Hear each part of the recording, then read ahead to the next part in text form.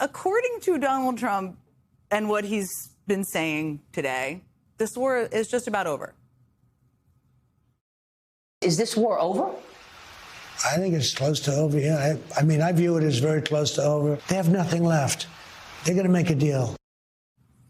Now, look, that would be great news if true. But I don't think, to state the complete obvious here, that anyone should take the president for his word. Because he has said this exact same thing over and over and over again for basically more than a month now. And they're calling, they're saying, how do we make a deal? I said, you're being a little bit late. They want to negotiate, and as they should. So they called. I didn't call. They called. They want to make a deal. And the other side, I can tell you, they'd like to make a deal. They are negotiating, by the way, and they want to make a deal so badly, but they're afraid to say it. The reason they want to make a deal is they have been just beat to shit. They're begging to make a deal. They're begging to make a deal. They would like to be able to make a deal. I can't say any more than that. They'd like to make a deal very badly, very badly. Now, maybe this time is different. We all should hope there's a deal. Maybe now Iran really does want to make a deal. Maybe Trump is negotiating with the secret Iranians in his mind. We don't know.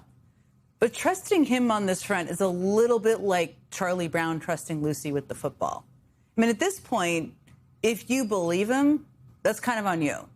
But as obvious as this verbal tick of Trump's is, it also may have a very different purpose. You see, every time Trump claims Iran wants a deal, the stock market believes him.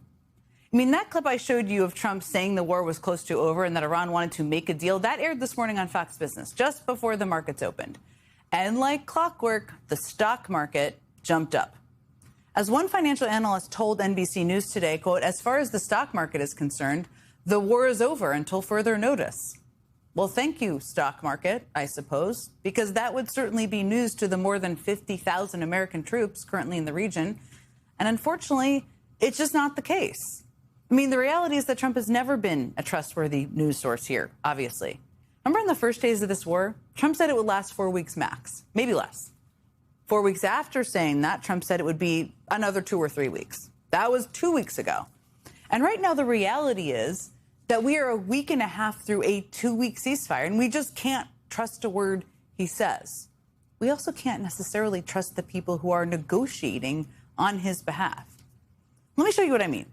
Today, in response to Trump's new blockade of the Strait of Hormuz, Iran threatened to blockade more shipping lanes in the region, saying that unless Trump calls off his blockade, Iran will block all trade coming in and out of the Persian Gulf, the Gulf of Oman, and the Red Sea. That would cut the world off from even more of the global supplies of oil and fertilizer and would be a massive blow to the world economy. Blocking the Red Sea would include the Bab el-Mandeb Strait, which alone accounts for about 12% of global oil shipments. And that's on top of, that's not even a part of the 20% that goes through the Strait of Hormuz. And it would be an especially huge blow to Saudi Arabia because, and we're seeing this really play out. For days now, we've been seeing reports that Saudi Arabia has been pushing the U.S. to drop Trump's blockade because they were afraid Iran would do this exact thing that they are threatening to do. And that lobbying effort, the idea that what Saudi Arabia wants and what Trump wants are two different things. That is particularly significant when you remember that one of the people leading negotiations with Iran right now is this guy.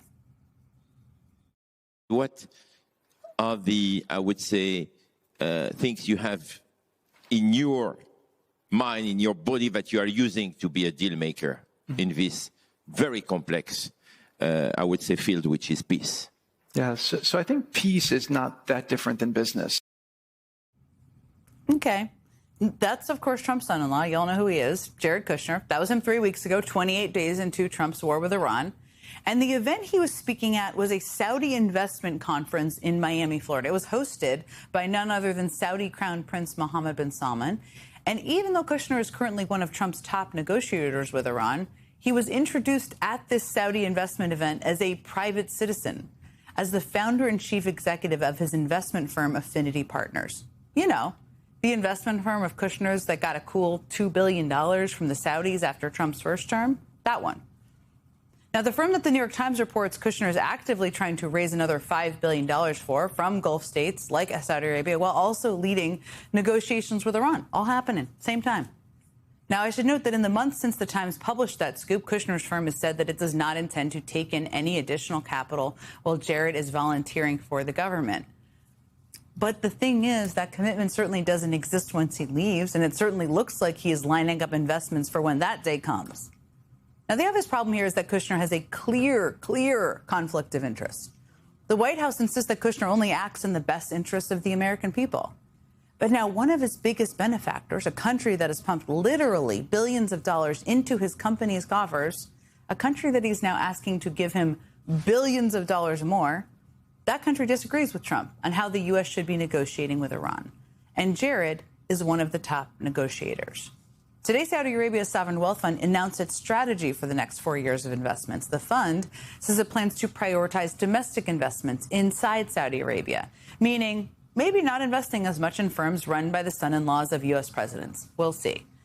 But hey, maybe if Kushner plays his cards right, the Saudis will change their mind. Now, I should say that Kushner is adamant that his business life and his diplomatic life are two separate things. But it's impossible not to see the connections here. I mean, Jared isn't the only walking, talking conflict of interest on the U.S. side of these negotiations either. Today, the Financial Times reported that the Saudis may also be backing out of their American Golf League, LIV Golf. LIV Golf is, of course, the league that was a lifeline for Trump and his empire of golf courses after the PGA cut ties with Trump following January 6th. And while the White House has said that the president has no involvement in any business deals that would implicate his constitutional responsibilities as president, the Financial Times noted specifically that the Saudis have not fully made up their mind on whether they are ditching LIV Golf or not yet. They might stop funding the golf league that puts money in Trump's pockets. They might not. Either way, it's a signal that their largesse toward the Trump family, well, it might have limits. We'll see.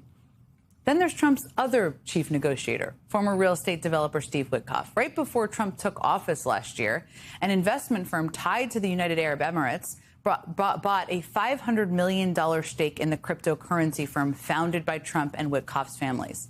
Months later, a fund backed by the country made a $2 billion deal using the Trump and Witkoff family digital coins. Now, the White House has said that Witkoff does not participate in any official matters that could impact his financial interests. But could we get that map of the trade routes Iran is threatening to blockade up there on the screen again? Huh? That certainly seems like it would be bad for Saudi Arabia and the UAE. You can see that just by looking at the map. Good thing they have really good relationships with the key negotiators in charge. Now, Vance is there with them, but this is the U.S. delegation. This is the team we have entrusted the lives of more than 50,000 U.S. troops to. Yes, two real estate developers riddled with conflicts of interest and J.D. Vance.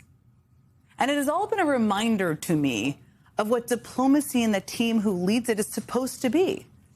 I mean, remember the people who led the negotiations with Iran during the Iran negotiations back during the JCPOA negotiations were people like veteran diplomat Bill Burns, a man who had negotiated with Vladimir Putin when he was ambassador to Russia and with Gaddafi when he was a high-level Middle East envoy. People like Wendy Sherman, who already had the experience of negotiations with North Korea over their nuclear weapons program under President Clinton, before running point on issues ranging from China to Syria to eventually Iran during the Obama administration.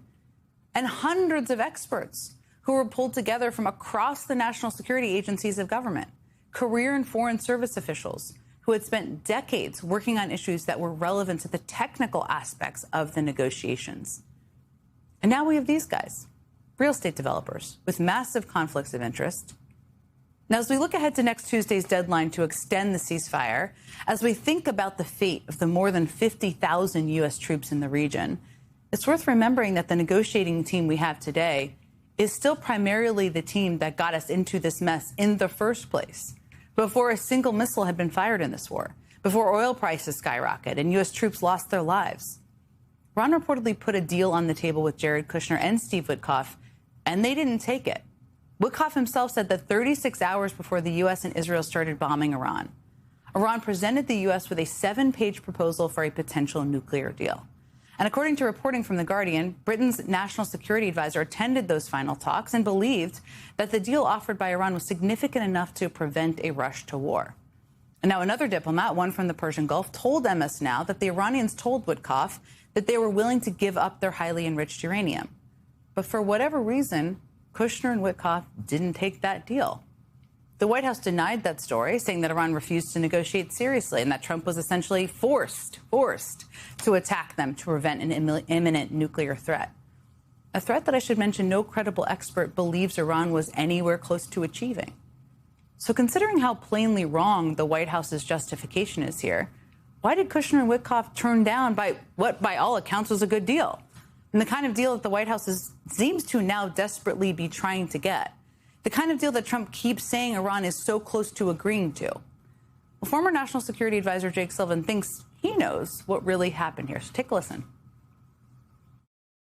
Just a few days before we started bombing Iran, the Iranians put a proposal on the table in Geneva that went a long way towards resolving the nuclear issue. And my understanding is that our side, our negotiators, simply didn't understand what they were being offered, and they ignored it and decided to go ahead and strike. Our guys didn't understand. Was it in Farsi? What? I don't.